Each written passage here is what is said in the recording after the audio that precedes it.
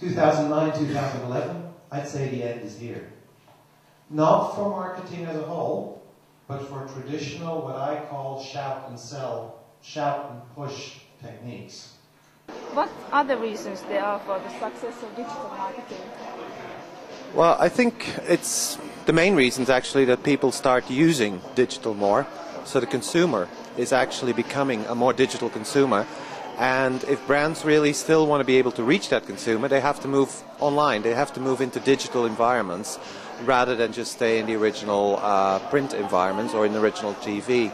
I think the second reason is that also people are getting more and more fed up with traditional advertising. They actually hate it, they don't believe it, they don't trust it, they don't need it anymore. Because also if you want product information, if you wanted that in the old days, you had to watch TV, read the newspapers and all that sort of thing. Now you just go online. So the online communication media and the digital communication media are actually a much better way for brands to become more relevant for the consumers who actually want information, because you only get the information you want, when you want it, how you want it. And also the third thing is that what's happening more and more is that as nobody believes anymore what the advertisements say, the reputation of a brand and of a product becomes more important than ever. And if you take these three things together with the fact that the consumer is shifting away, I think that's basically the biggest driver of the interest in digital media. And what about viral marketing? What about viral marketing? Oh my God. Just shortly, please. Yeah, I think the viral marketing, I think, is something you cannot control. A lot of brands say we want viral marketing campaigns, but essentially viral marketing campaigns are created by the consumer. If it's something worth talking about, if I think it makes my conversation with you more interesting, then I will talk about your brand. I won't talk about it because I like the brand. I will talk about it because I like you. What kind of earnings principles do you see for Web2, or in other words, social media companies? I mean, there are many Web2 companies who actually gathered a lot of users, but they're not making any profits. So your secret advice? Oh, my secret advice, if I knew that, I'd be a millionaire. No, seriously, I think the biggest problem with social media right now is that there's very hard of a business model.